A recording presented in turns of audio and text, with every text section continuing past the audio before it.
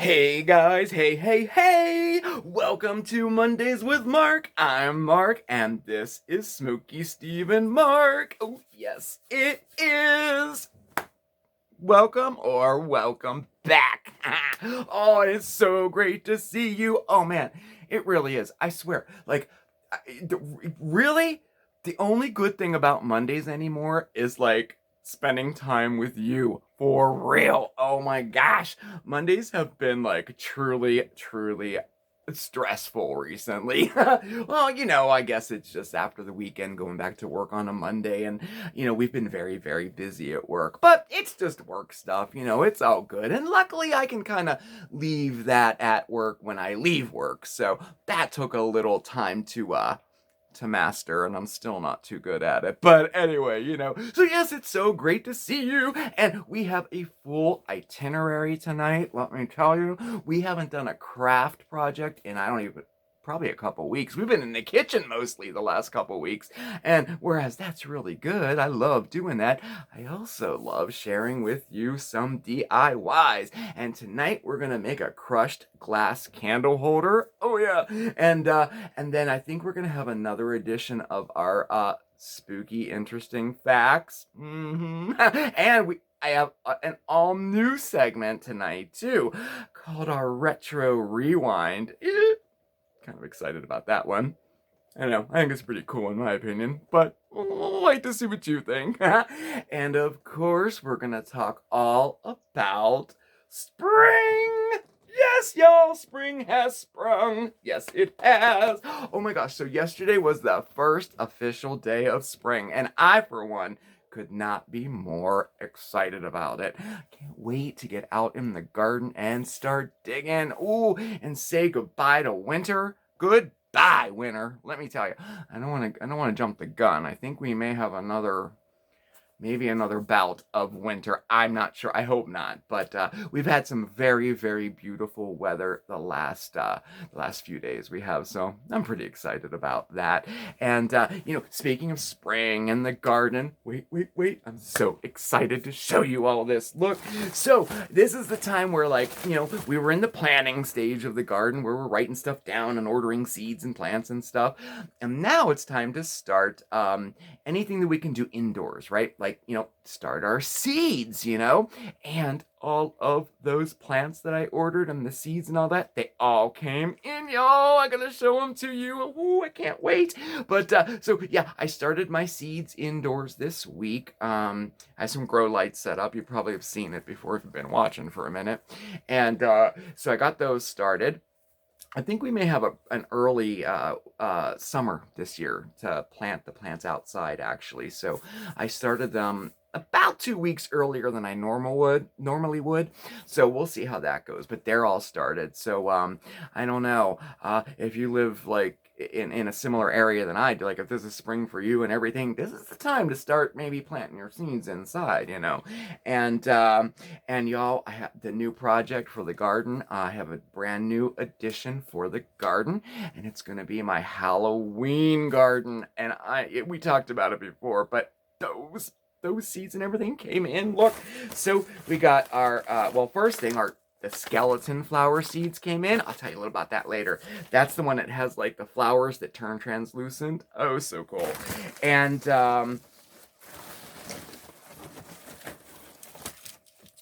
what the heck is this? Look. Yes. Oh, yes. So this is the devil's claw plant. I'm super excited to plant this. Now, these are the dried seed pods. They look just like that. And inside each one of these pods here, it kind of, splits open. There's about 40 seeds inside of each one of these. So I have 5 or 6 of these. And that's how the seeds came. So I had to break them open and plant them. So I'm super stoked about that. And check this out. I think this is the one I'm most excited about. Look. It came, y'all. The bat flower. Oh, yes. Ooh, I can't wait to see how this grows. Look how healthy it looks, too. He survived shipping and everything. Now, the skeleton flower, I've been looking everywhere to try to find, it in a live plant version, and I just can't find it anywhere. Those ones can take a year or two even to fully establish and bloom. So I'm going to give it my best shot this year and hopefully get some blooms, but it might not be till next year. I don't know. So we'll see. But hopefully I can find a live plant. But this one, I am super stoked about the bat flower. And we'll talk about that in a little bit too. I'll show you some pictures and stuff. What a striking plant this is. So I'm excited about that. And then, those are the dragons, Koyas. I just put them back there. But yeah, I'm really excited about that new addition. And we have our first project of the season. I thought we would take a look at making our own keyhole garden. So that's going to be our first garden project. I would say probably in about 2, maybe 3 weeks. I don't know. We'll see what happens with the weather, But keyhole gardens are like pretty trendy right now, and they're really awesome. So I've never built one before, so we're gonna do that together this year too. So and speaking of spooky, creepy, Halloweeny plants and flowers, I thought, since everybody liked the spooky, interesting facts we've been doing, I thought we'd keep that tradition going. And tonight, why don't we talk a little bit about some interesting facts about plants? Spooky edition.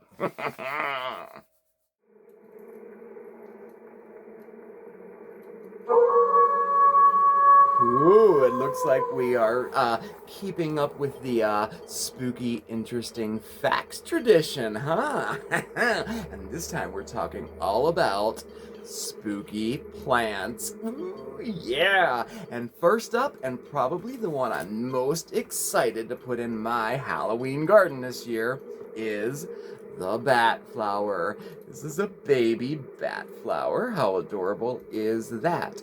Now, the bat flower is native to Southeastern Asia, and there aren't many flowers that have ears and whiskers, but the bat flower certainly does, and they're said to resemble a bat, thus its common name. Now, this plant can grow up to 12 inches wide, and it has whiskers that can grow up to 28 inches long. How awesome would these flowers look in a Halloween wedding? Ooh, now you got me thinking. If you're looking for something dark and mysterious to plant outdoors, black pansies are sure to create a stunning and spooky ambiance. And paired with marigolds, you have the classic spooky color combination of black and orange. Marigolds are also a traditional flower in Day of the Dead celebrations, and it's believed that the sunlight color and strong fragrance of marigolds help to guide the spirits back to visit with their living relatives. Next, we're going to talk about the snapdragon. The snapdragon? What's so spooky about a snapdragon? Well, indeed, the blooms are very, very beautiful. But it's when the seed pods form when things get really spooky. You see, when those seed pods dry out, they look like tiny human skulls. Okay, yeah, that's spooky. And it was once believed that snapdragons have supernatural powers. In fact, in Germany, snapdragons were hung above a baby's bed to ward off evil spirits and even witches. Onto the skeleton flower, with beautiful white flowers on long skeleton-like stems. These flowers turn translucent when they get wet. The fading of the color happens because of the loose cell structure present in the white flowers. When it rains, water fills the cells of the petals, thus turning it clear. Kind of like a ghost, really. Oh, yes, the devil's claw. Definitely a spooky plant. Oh yeah. So, the Devil's Claw. Now, this plant is actually pretty popular here in the US, and the seed pods they form are even more popular for dried arrangements. Now, these seed pods start off green with a flower, right? But then they dry out and they get dark and, well, kind of creepy looking like this. Now, these seed pods are meant to hook on, just like this, to an animal's hooves or their legs and kind of travel with them. And that's how the devil's claw spreads its seeds around. Oh, yeah, this is one of the best hitchhiker plants out there. And I think one of the most creepiest plants out there, too. If you ever find yourself in western Sumatra, be sure to look up the corpse flower. A fitting name to be sure, since it smells like, well, a rotting corpse. Oh, yeah. Now, this flower itself can grow up to 10 feet tall, and it only blooms once every 40 years, and only for 4 days. But that sure is a lot of stink. Now, no spooky plant list would be complete without the doll's eye. Oh, yeah, that's spooky. Now, this plant is native to North America, and whereas its flowers are pretty and dainty, it's the berries that are spooky. You see, each one looks like an eyeball on a stick. Oh, spooky indeed. Now, another scary aspect of this plant is that it is very, very poisonous. In fact, ingesting any part of this plant could be fatal. Now, walking through a forest full of these probably wouldn't be a welcoming sight on a dark and foggy night, don't you think?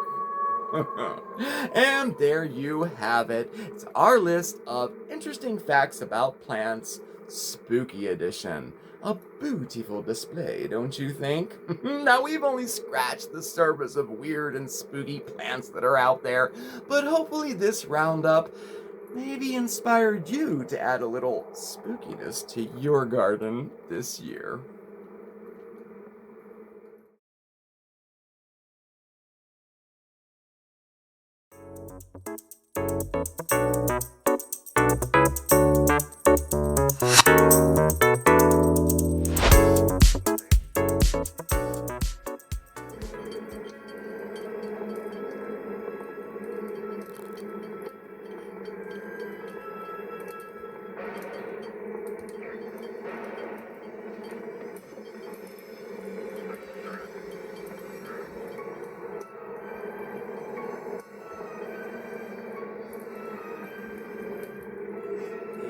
It's our retro rewind, and this time we're traveling all the way back to the summer of 1980, where the entire world had only one question on its mind.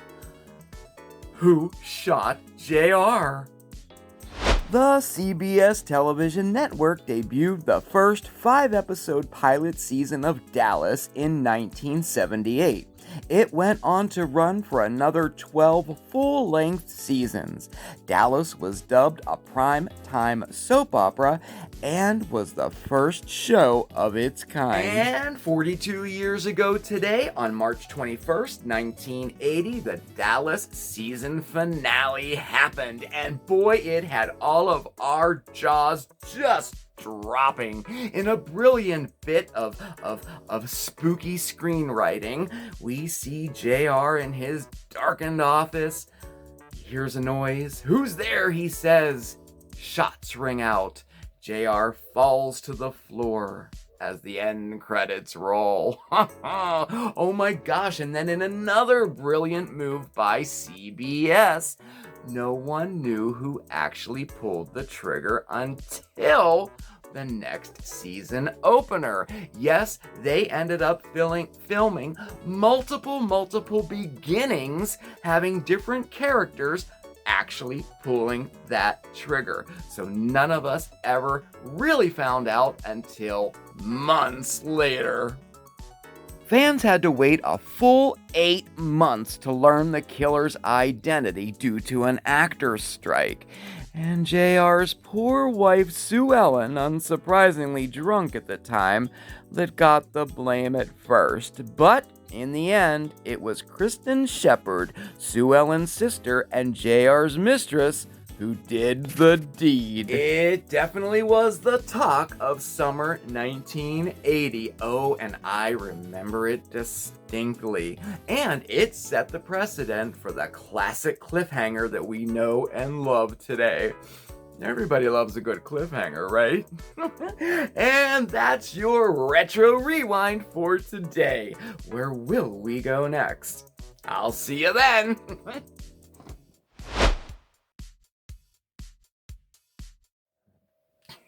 What'd you think? Oh, I really like the new Retro Rewind segment. I do. I kind of dig it. I think it's like you could do so much with that, huh? So we'll see where it goes. And how about those spooky plants?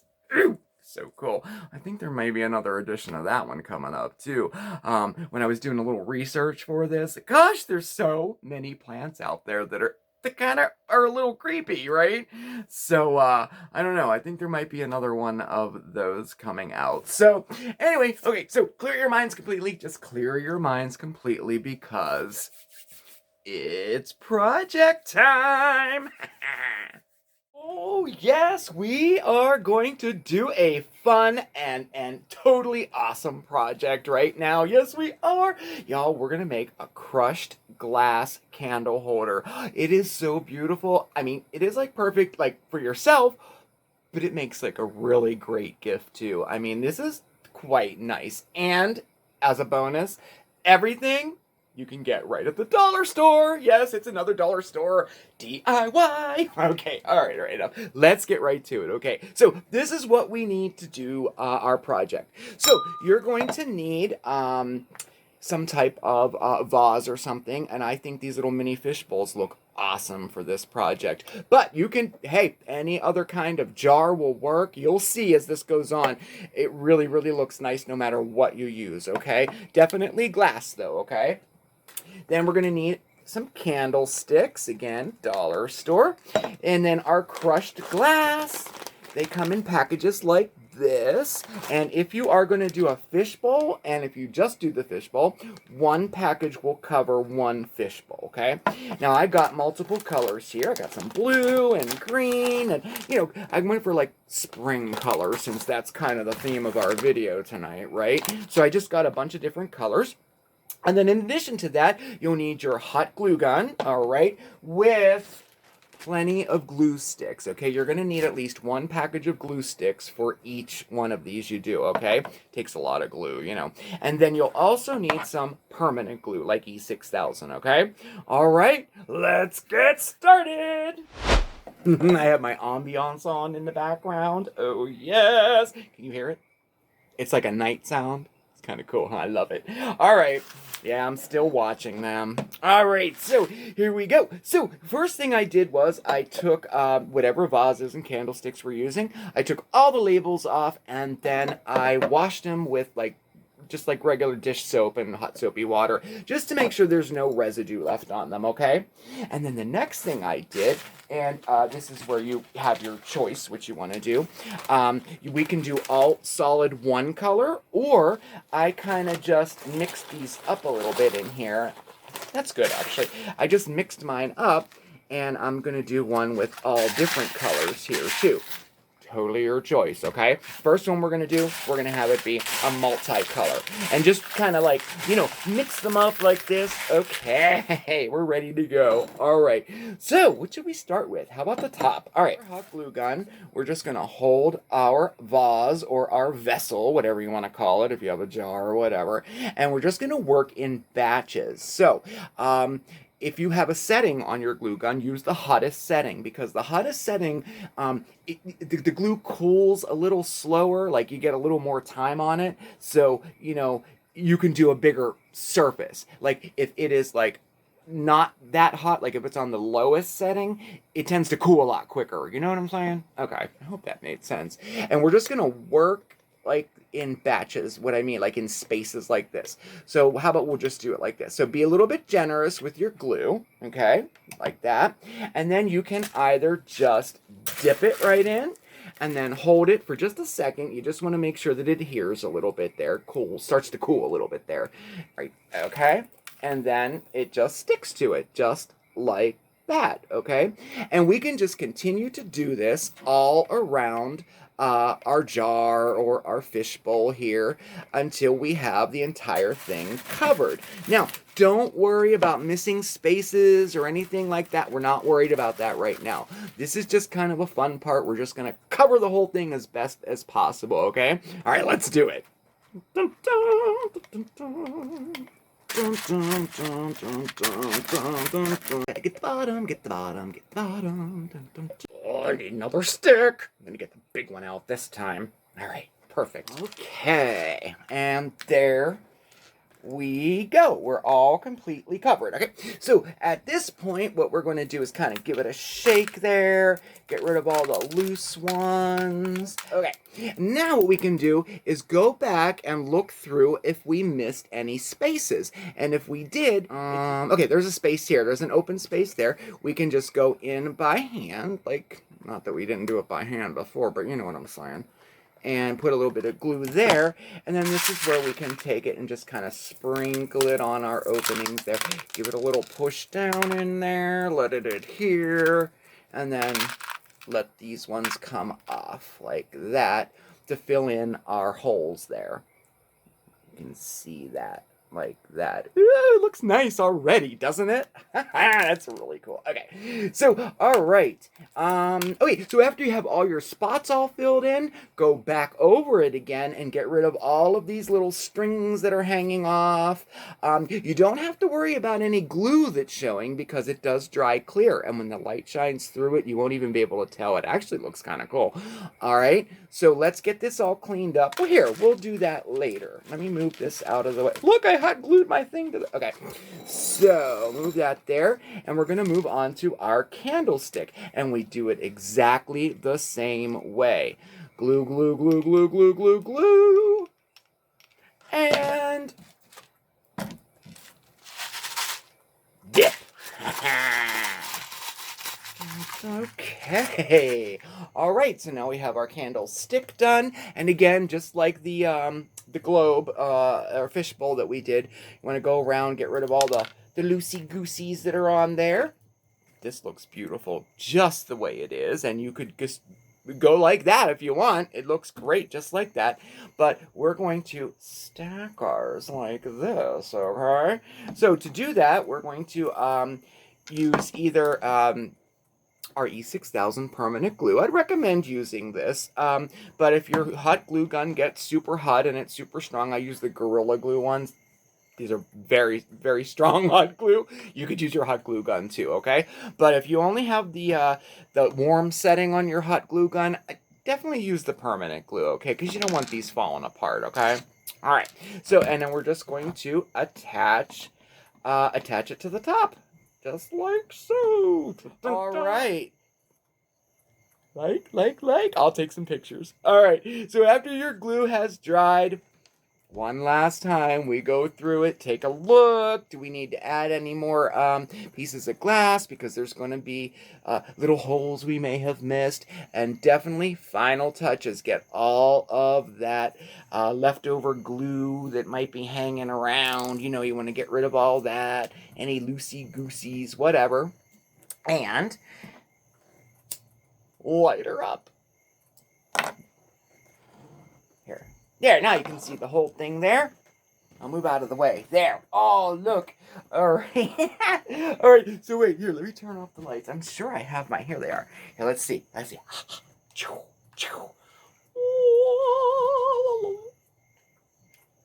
Cool, huh? Ooh, I love it. Oh my gosh, it looks so nice. It really does, doesn't it? I like it. What do you think? Do you like it? I hope you like it. All right, pretty easy, huh? Nice. I like it.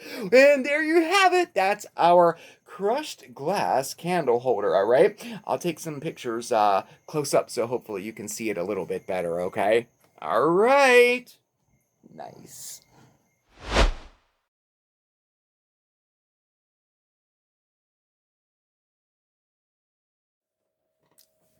Yeah, there you have it. Oh man, I had such a great time tonight. Boy, we did a lot, huh? My gosh, we talked all about spring, and I'm sure that conversation's gonna keep going too. And we took a trip back in time about 40 years, had a little fun there, talked about spooky plants, and even made a candle holder. I would say that was a pretty good evening. I hope you had a good time tonight. I know that I did, and so I'm not gonna keep any longer. I have a habit of, me. So thank you so much for spending your time with me. It really does mean a lot. Definitely check us out over on Facebook and Instagram, and all of our contact information is listed right down below. That'd be our email address and our post office box. Definitely hit that subscribe button and give the notification bell a little tickle. That means, you'll know when we have a new video coming out. And if you would be so kind, as always, please hit that like button, comment, and share, all that good stuff. But anyway, thank you again, everybody. You have a fantastic week, and I will see you next time. Take care, everybody, and remember, stay positive. All right, I'll see you next time. Ciao, everybody.